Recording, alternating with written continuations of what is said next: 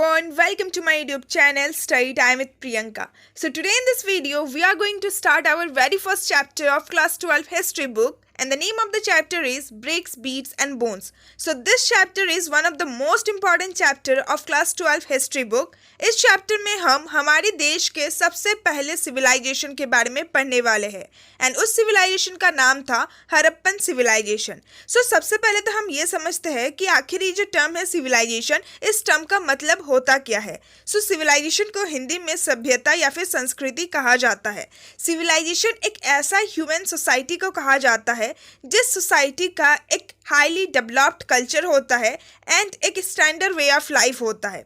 सो आप आसान शब्दों में कह सकते हैं कि एक डेवलप्ड सोसाइटी को सिविलाइजेशन कहा जाता है. सो इस चैप्टर में हम एक ऐसे ही सिविलाइजेशन, एक ऐसे ही डेवलप्ड सोसाइटी के बारे में पढ़ने वाले हैं जो हमारे इंडियन सबकॉन्टिनेंट में एग्जिस्ट करता था करीब 2600 BC से लेकर 1900 BC के टाइम पीरियड के दौरान.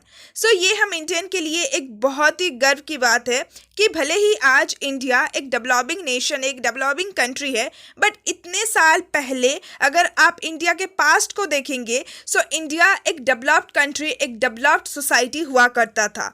सो ऐसा नहीं था कि पूरे दुनिया में बस एक ही डेवलप्ड सिविलाइजेशन हुआ करता था during that period of time, but इसके अलावा और भी कई सिविलाइजेशन थे पूरे वर्ल्ड में. जैसे कि एक सिविलाइजेशन के बारे में तो आपने अपने क्लास 11th में भी पढ़ा था. Yes, you are right, I am talking about Mesopotamian civilization जो प्रेजेंट डे इराक में है. सो विद दिस हमने इस चैप्टर के बारे में कुछ बेसिक इन्फॉर्मेशन जान लिया. अब हम इस चैप्टर को बहुत ही अच्छे से समझेंगे. So now without further delay let's get started. So the name of the chapter is Bricks, Beats and Bones, the Harappan civilisation. So जैसे कि मैंने आप लोगों को बताया, इस चैप्टर में हम लोग हड़प्पन सिविलाइजेशन यानी कि सिंधु घाटी सभ्यता के बारे में पढ़ने वाले हैं. सो आखिर इस चैप्टर का नाम ब्रिक्स, बीट्स एंड बोन्स क्यों रखा गया है? सो बेसिकली ब्रिक्स का मतलब क्या होता है? ईंटें. बीट्स का मतलब होता है मोती या फिर मनके, एंड बोन्स का मतलब होता है हड्डियाँ. So bricks, beads and bones Harappan civilisation के डिस्टिंक्टिव आर्टिफैक्ट माने जाते हैं. यानी कि जब आर्कियोलॉजिस्ट ने हड़प्पन सिविलाइजेशन को एक्सकेवेट किया, जब हड़प्पन सिविलाइजेशन की खुदाई की, देन उन्हें ब्रिक्स मिले, बीट्स मिले एंड बोन्स मिले. सो इन तीनों चीज़ों को डिस्टिंक्टिव यानी कि विशेष, बहुत ही स्पेशल आर्टिफैक्ट माना जाता है. आर्टिफैक्ट का मतलब होता है प्राचीन कलाकृति. कोई भी ऑर्नामेंट, कोई भी टूल या फिर कोई भी ऑब्जेक्ट जिसको ह्यूमन बींग्स ने बनाया है, उसको आर्टिफैक्ट कहा जाता है. सो जब आर्कियोलॉजिस्ट ने हड़प्पन सिविलाइजेशन को एक्सकेवेट किया, देन उन्हें ब्रिक्स, बीट्स एंड बोन्स मिला जिनको आर्कियोलॉजिस्ट एक डिस्टिंक्टिव आर्टिफैक्ट मानते हैं. देयरफॉर इस चैप्टर का नाम रखा गया ब्रिक्स, बीट्स एंड बोन्स. यानी कि इस चैप्टर में हम लोग हड़प्पन सिविलाइजेशन के ब्रिक्स के बारे में, बीट्स के बारे में एंड बोन्स के बारे में पढ़ने वाले हैं. So now let's start our chapter with the introduction of this chapter. So chapter के introduction में हमें हड़प्पन सील के बारे में बता रखा है. What is Harappan seal? Harappan seal क्या होता है? So सील का मतलब होता है मुहर, या फिर आप आसान शब्दों में कह सकते हैं कि स्टैम्प को सील कहा जाता है. सो चैप्टर के स्टार्टिंग में हमें हड़प्पन सील के बारे में बता रखा है. यानी कि आर्कियोलॉजिस्ट को जो हड़प्पा में एक सील मिला था, एक मुहर मिला था, उसके बारे में बता रखा है. So according to the archaeologist, Harappan seal is the most distinctive artifact of the Harappan और इंडस वैली सिविलाइजेशन. यानी कि आर्कियोलॉजिस्ट के अकॉर्डिंग एक हड़प्पन सील, हड़प्पा का जो मुहर है, उसको सबसे डिस्टिंक्टिव आर्टिफैक्ट माना जाता है, सबसे विशेष प्राचीन कलाकृति माना जाता है हड़प्पन सिविलाइजेशन का या फिर इंडस वैली सिविलाइजेशन का. So don't get confuse, Harappan civilization and Indus valley civilization एक ही सिविलाइजेशन को कहा गया है. हड़प्पन सिविलाइजेशन को ही इंडस वैली सिविलाइजेशन कहते हैं. सो हम बाद में ये भी समझेंगे कि आखिर हड़प्पन सिविलाइजेशन को हड़प्पन सिविलाइजेशन ही क्यों कहा जाता है या फिर इंडस वैली सिविलाइजेशन ही क्यों कहा जाता है. सो जब हम चैप्टर को आगे और पढ़ेंगे, देन हम इस बारे में भी डिस्कस करेंगे.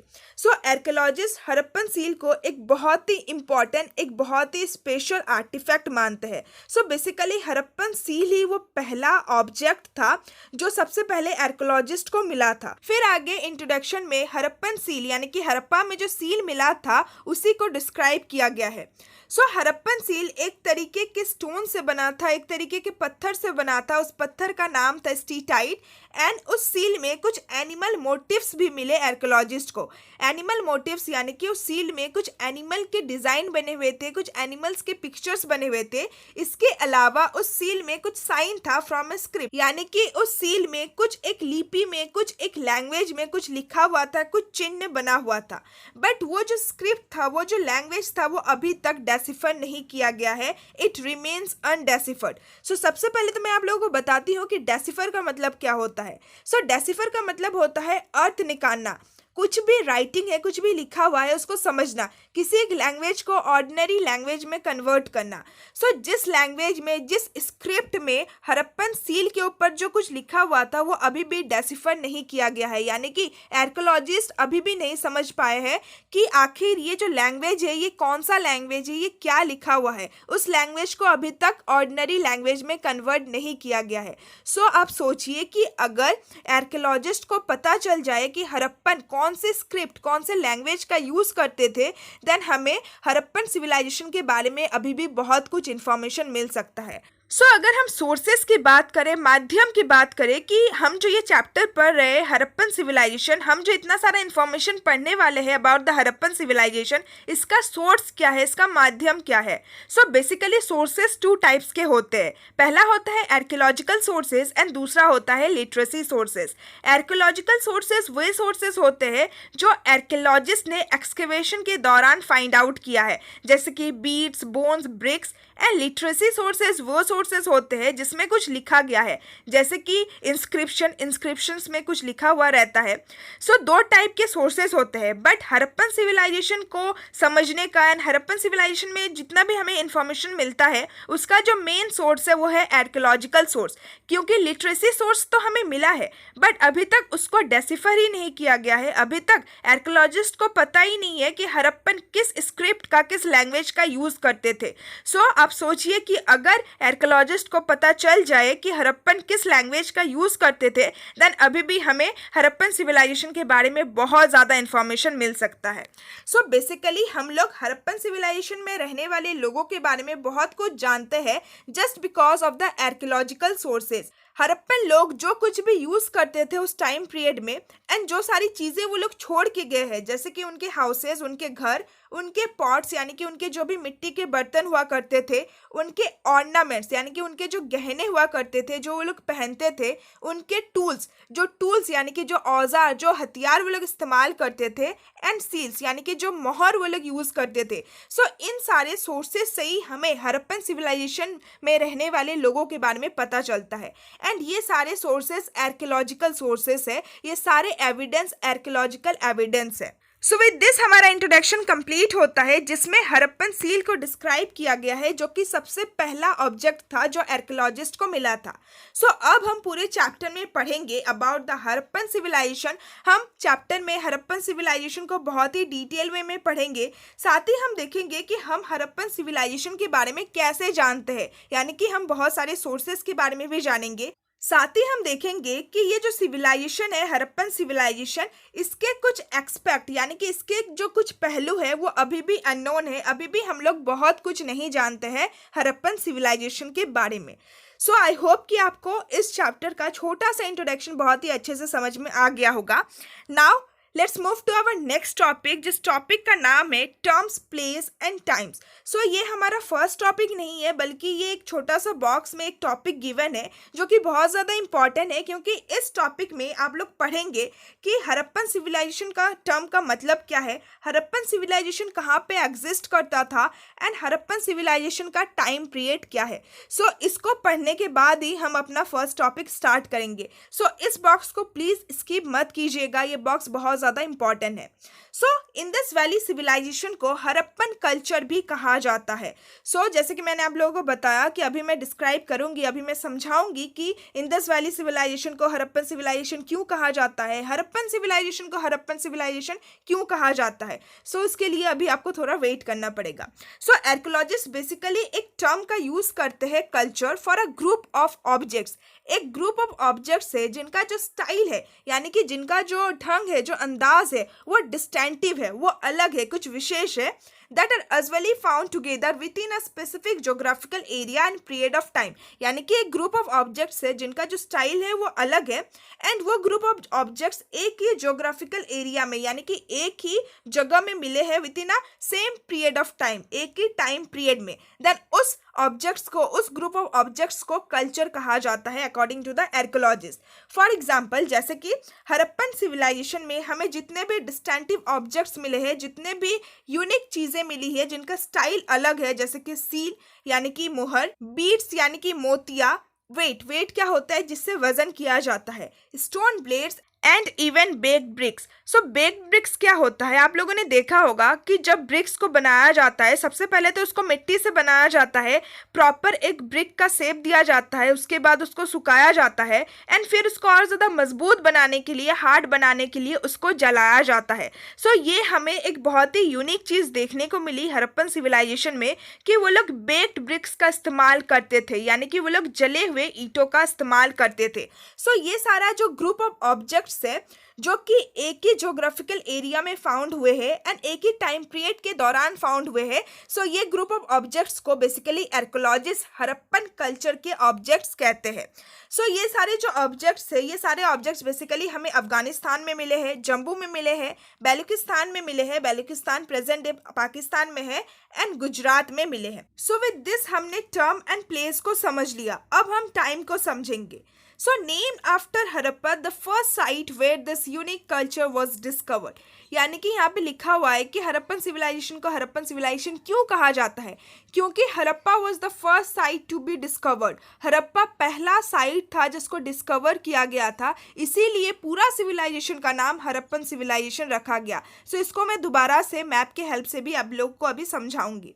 सो हड़प्पन सिविलाइजेशन का अगर हम डेट की बात करें कि किस टाइम पीरियड के दौरान हड़प्पन सिविलाइजेशन एग्जिस्ट करता था, सो हड़प्पन सिविलाइजेशन अप्रॉक्सीमेटिकली 2600 BC से लेकर 1900 BC के टाइम पीरियड में एग्जिस्ट करता था। सो मैंने अप्रॉक्सीमेटिकली कहा, यानी कि ये जो टाइम पीरियड है ये NCERT बुक में 2600 BC से लेकर 1900 BC के बिटवीन में बता रहा है, बट अगर आप दूसरे बुक्स में जाएंगे देन थोड़ा बहुत टाइम में डिफरेंस हो सकता है, क्योंकि आर्कियोलॉजिस्ट भी आप प्रॉपर एकदम एग्जैक्ट टाइम तो पता नहीं लगा सकते। सो इसीलिए यहाँ पे ये जो लेटर है C यूज़ किया गया है, जिसका मतलब होता है अप्रॉक्सीमेटिकली। सो NCERT बुक में यही टाइम पीरियड दिया हुआ है। फिर हमें बता रखा है कि पूरा जो हड़प्पन सिविलाइजेशन था उसको और ज़्यादा अच्छे से समझने के लिए आर्कियोलॉजिस्ट ने पूरे सिविलाइजेशन को 3 फेजेस में डिवाइड किया है। सो पहला फेज है अर्ली हड़प्पन फेज, जो कि 3300 BC से लेकर 2600 BC के टाइम पीरियड में एग्जिस्ट करता था। दूसरा फेज है मैच्योर हड़प्पन फेज, जो 2600 BC से लेकर 1900 BC के टाइम पीरियड में एग्जिस्ट करता था, जिसके बारे में ही हम लोग इस चैप्टर में पूरा पढ़ेंगे। एंड थर्ड फेज है लेट हड़प्पन फेज, जो 1900 BC से लेकर 1300 BC के टाइम पीरियड में एग्जिस्ट करता था। सो लेट हड़प्पन फेज में आप लोग देखेंगे कि कैसे हड़प्पन सिविलाइजेशन धीरे धीरे डिसइंटीग्रेट हो जाता है। सो हड़प्पन सिविलाइजेशन के पूरे टाइम पीरियड को समझने के लिए आर्कियोलॉजिस्ट ने पूरे सिविलाइजेशन को 3 फेजेस में डिवाइड कर दिया है। There were earlier and later cultures often called early Harappan and late Harappan. सो जैसे कि मैंने आप लोगों को बताया कि पूरा जो सिविलाइजेशन है उसको 3 पार्ट्स में डिवाइड किया गया है। सो पहला जो पार्ट है उसको अर्ली हड़प्पन या फिर अर्ली हड़प्पन फेज कहा जाता है, एंड जो लास्ट पार्ट है उसको लेट हड़प्पन या फिर लेट हड़प्पन फेज कहा जाता है। The Harappan civilization is sometimes called mature Harappan culture. And जो मेन टाइम पीरियड है जब हड़प्पन सिविलाइजेशन अपने पीक पॉइंट में था उसको मैच्योर हड़प्पन फेज या फिर मैच्योर हड़प्पन कल्चर कहा जाता है, जिसके बारे में ही हम पूरे चैप्टर में पढ़ेंगे। सो विद दिस हमारा ये बॉक्स भी कंप्लीट होता है। आई होप कि आपको ये बॉक्स बहुत ही अच्छे से समझ में आ गया होगा, जिसमें हमने पढ़ा जो आर्कियोलॉजिस्ट टर्म यूज़ करते हैं कल्चर, वो किसके लिए यूज़ करते हैं। सो बेसिकली एक ग्रुप ऑफ ऑब्जेक्ट्स जिसका जो स्टाइल है, जिसका जो अंदाज है वो अलग है, बट वो ग्रुप ऑफ ऑब्जेक्ट्स एक ही ज्योग्राफिकल एरिया यानी कि एक ही प्लेस में मिले हैं एंड एक ही टाइम पीरियड में एग्जिस्ट करते थे। सो उस ग्रुप ऑफ ऑब्जेक्ट्स को डिस्क्राइब करने के लिए आर्कियोलॉजिस्ट कल्चर टर्म का यूज़ करते हैं। एंड इसका हमने एग्जाम्पल भी देख लिया कि कैसे हड़प्पन सिविलाइजेशन में जो कुछ भी डिस्टिंक्टिव ऑब्जेक्ट्स मिले हैं, जो ग्रुप ऑफ ऑब्जेक्ट्स मिले हैं एक ही लोकेशन में एंड एक ही टाइम पीरियड में, उसको डिस्क्राइब करने के लिए आर्कियोलॉजिस्ट हड़प्पन कल्चर टर्म का यूज़ करते हैं। उसके बाद हमने देखा कि हड़प्पन सिविलाइजेशन में जितने सारे ऑब्जेक्ट्स मिले हैं वो सारे ऑब्जेक्ट्स कहाँ कहाँ पे मिले हैं, एंड फिर हमने हड़प्पन सिविलाइजेशन के टाइम पीरियड को भी देख लिया। सो अब हम एक बहुत ही इंपॉर्टेंट चीज़ डिस्कस करने वाले हैं कि हड़प्पन सिविलाइजेशन कहाँ पे लोकेटेड था with the help of map. Map के हेल्प से हम लोग बहुत अच्छे से समझने की कोशिश करते हैं कि हड़प्पन सिविलाइजेशन आखिर लोकेटेड कहाँ पे था। सो सबसे पहले हम मैप वर्क को कर लेते हैं, उसके बाद ही हम अपना फर्स्ट टॉपिक स्टार्ट करेंगे। So this is the map of Pakistan and India. ये पाकिस्तान एंड इंडिया का मैप है और यहाँ पे आप देख सकते हैं ये सारा जो आप रेड कलर का पार्ट देख रहे हैं ये पूरा हड़प्पन सिविलाइजेशन है, यानी कि हड़प्पन सिविलाइजेशन इस जगह पे एग्जिस्ट करता था जो मोस्ट ऑफ द पाकिस्तान का पार्ट इंक्लूड करता है एंड इंडिया का भी बहुत सारा पार्ट्स इंक्लूड करता है। सो आप इस मैप में देख सकते हैं कि पूरा ये जो हड़प्पन सिविलाइजेशन है इस सिविलाइजेशन में बहुत सारे साइट है, जैसे कि इंडिया जो कंट्री है उसमें अलग अलग बहुत सारे स्टेट है, उसी तरीके से पूरा जो हड़प्पन सिविलाइजेशन था उसमें अलग अलग साइट थे। सो यहाँ पे आप देख सकते हैं कि सबसे जो पहला साइट था वो था हड़प्पा, जिसको सबसे पहले आर्कियोलॉजिस्ट ने डिस्कवर किया था। सो हड़प्पा जो साइट है वो रावी नदी के किनारे है एंड इस साइट की वजह से ही पूरा सिविलाइजेशन का नाम हड़प्पन सिविलाइजेशन रखा गया, because Harappa was the first site to be discover. So Harappa के अलावा और एक जो इम्पॉर्टेंट बहुत ज़्यादा इम्पॉर्टेंट साइट है वो है मोहेंजोदारो, जो कि इंदस रिवर के किनारे है। सो मोहेंजोदारो एक बहुत ही इंपॉर्टेंट साइट है एंड इवन ज़्यादा से ज़्यादा जो हमें हड़प्पन सिविलाइजेशन के बारे में इंफॉर्मेशन मिलता है वो हमें मोहेंजोदारो से ही मिलता है।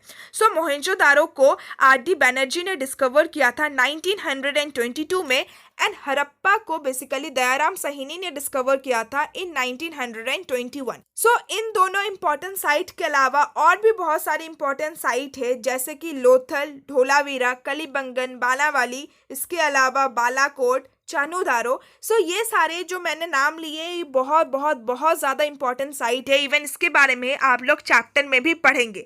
सो हो सके तो आप अभी के अभी ये कुछ इंपॉर्टेंट साइट का नाम लर्न कर लीजिए, ताकि आगे जब आप चैप्टर में इन सारे साइट का नाम पढ़ेंगे देन ये आपको थोड़ा फैमिलियर लगे। साथ ही और एक इंपॉर्टेंट इन्फॉर्मेशन मैं आप लोगों को देना चाहूँगी कि आप लोगों के माइंड में आ रहा होगा कि ये जो पूरा हड़प्पन सिविलाइजेशन है ये बेसिकली पाकिस्तान के एरिया में है, सो हम लोग इंडियन हिस्ट्री में ये क्यों पढ़ रहे हैं। सो बेसिकली पाकिस्तान 1947 में बना, उससे पहले तो वो इंडिया ही था। सो हड़प्पन सिविलाइजेशन बेसिकली पूरे इंडियन सबकॉन्टिनेंट का सिविलाइजेशन है। सो इसीलिए हम लोग इंडियन हिस्ट्री में हड़प्पन सिविलाइजेशन के बारे में पढ़ रहे हैं। सो विद दिस हमारा मैप वर्क कंप्लीट होता है। Now let's move to the first topic of this chapter. So first topic को स्टार्ट करने से पहले आप लोगों की बुक में जो मैप गिवन है उसको भी हम लोग एक बार देख लेते हैं। सो मैप में जो भी आप लोगों को ब्लैक डॉट्स दिख रहे हैं ये सारे इंपॉर्टेंट मैच्योर हड़प्पन साइट है, जिसमें से सबसे जो इम्पॉर्टेंट है वो है Harappa which was the first site to be discover, जो रावी नदी के किनारे है। एंड सेकेंड जो सबसे इम्पॉर्टेंट साइट है वो है मोहेंजोदारो, जो कि इंदस रिवर के किनारे है। सो और एक चीज़ तो मैं आप लोगों को बोलना ही भूल गई। सो जैसे कि मैंने आप लोगों को बताया कि हड़प्पा पहला साइट था, इसीलिए पूरा सिविलाइजेशन का नाम हड़प्पन सिविलाइजेशन रखा गया। बट इस सिविलाइजेशन को आखिर इंदस वैली सिविलाइजेशन क्यों कहा जाता है? सो बेसिकली जो आप देख रहे हैं जो साइट है मोहेंजोदारो, ये बहुत ज़्यादा इंपॉर्टेंट साइट है क्योंकि ज़्यादा से ज़्यादा इन्फॉर्मेशन हमें मोहेंजोदारो से ही मिलता है। एंड ये जो साइट है ये आपको इंदस वैली यानी कि इंदस रिवर के किनारे मिलेगा। सो इसीलिए इस सिविलाइजेशन का नाम इंदस वैली सिविलाइजेशन रखा गया। In fact Indus river most of the जो हड़प्पन सिविलाइजेशन का एरिया है उसको कवर करता है, इसीलिए सिविलाइजेशन को इंदस वैली सिविलाइजेशन भी कहा जाता है। So now let's move to our first topic which is beginning. So जैसे कि टॉपिक के नाम से ही पता चलता है कि इस टॉपिक में हम लोग हड़प्पन सिविलाइजेशन की शुरुआत के बारे में पढ़ेंगे, बिगिनिंग के बारे में पढ़ेंगे। सो जैसे कि हमने पहले ही डिस्कस कर लिया था कि हड़प्पन सिविलाइजेशन को 3 फेजेस में डिवाइड किया गया है। एंड जो सबसे पहला फेज था अर्ली हड़प्पन फेज, वो करीब 3300 BC से लेकर 2600 BC के टाइम पीरियड में एग्जिस्ट करता था। सो उसी फेज के बारे में हम फर्स्ट टॉपिक में पढ़ने वाले हैं। There were several archaeological cultures in the region prior to the mature Harappan, यानी कि जिस रीजन में जिस प्लेस में मैच्योर हड़प्पन सिविलाइजेशन लोकेटेड है उस रीजन में मैच्योर हड़प्पन से पहले भी कुछ आर्कियोलॉजिकल कल्चर्स हुआ करते थे। एंड एंड इस कल्चर में आर्कियोलॉजिस्ट को क्या क्या डिस्टिंक्टिव ऑब्जेक्ट्स मिले हैं. So basically this cultures were associated with distinctive pottery, evidence of agriculture, pastoralism and some crafts. यानी कि आर्कियोलॉजिस्ट को इस कल्चर यानी कि मैच्योर हड़प्पन के पहले वाला जो कल्चर था, अर्ली हड़प्पन फेज, उस फेज में उस कल्चर में डिस्टिंक्टिव पोट्री मिला है, यानी कि विशेष तरह के पोट्री मिले हैं, मिट्टी के बर्तन मिले हैं. इसके अलावा अर्ली हड़प्पन फेज में आर्कियोलॉजिस्ट को एग्रीकल्चर का और पैस्टोरलिज्म का यानी कि पशुपालन का भी एविडेंस मिला है एंड कुछ क्राफ्ट्स भी मिले हैं. सो उस टाइम पीरियड में अर्ली हड़प्पन फेज में जो सेटलमेंट्स होते थे वो बहुत ज़्यादा स्मॉल होते थे. सेटलमेंट्स यानी कि एक ऐसा प्लेस जहाँ पे लोग रहते हैं, जहाँ पे लोग अपने घर बनाते हैं, अपने डे टू डे लाइफ को कैरी आउट करते हैं. सो अर्ली हड़प्पन फेज में आर्कियोलॉजिस्ट को जो सेटलमेंट्स मिले थे वो बहुत ज़्यादा स्मॉल था एंड साथ ही उन्हें कोई भी लार्ज बिल्डिंग नहीं मिले हैं. यानी कि अर्ली हड़प्पन फेज में कोई भी ऐसा कुछ बड़ा बिल्डिंग्स नहीं मिला है जो कि हमें मैच्योर हड़प्पन फेज में देखने को मिला है.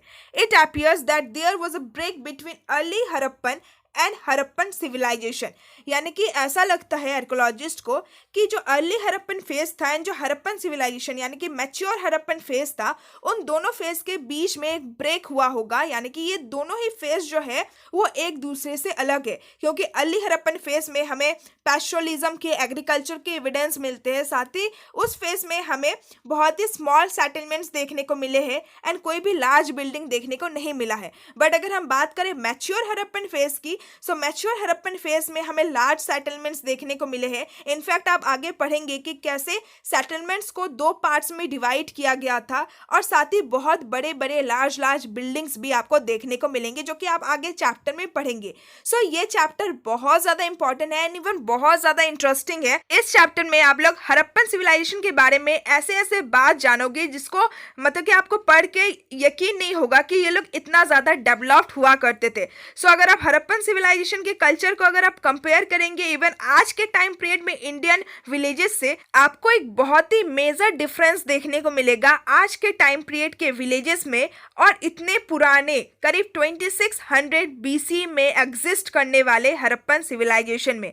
आप देखेंगे कि कैसे हड़प्पन सिविलाइजेशन के हाउसेस इतने प्रॉपर तरीके से बनाए जाते थे, रोड्स कितने अच्छे से बनाए जाते थे, उसके अलावा वो लोग सैनिटेशन का कितना ज़्यादा ख्याल रखते थे, रोड्स के साथ साथ ड्रेन्स बनाए जाते थे एंड उसके अलावा वो लोग कम्युनिकेशन करते थे दूसरे सिविलाइजेशन के साथ, कितना अच्छे से ट्रेड होता था. इस चैप्टर को पढ़ने के बाद आपको बहुत ज़्यादा इन्फॉर्मेशन मिलेगा एंड ये जो चैप्टर है ये बस आपके क्लास 12 में काम नहीं आएगा, बल्कि आप अगर हिस्ट्री को आगे भी पढ़ोगे देन ये चैप्टर आपको हर बार मदद करेगा. सो प्लीज़ इस चैप्टर को आप लोग बहुत ही ध्यान से पढ़िएगा. सो विद दिस हमारा पहला टॉपिक कंप्लीट होता है एंड जो हमारा नेक्स्ट टॉपिक है अबाउट सबसिस्टेंस स्ट्रैटेजीज वो हम अपने नेक्स्ट वीडियो में कवर करेंगे.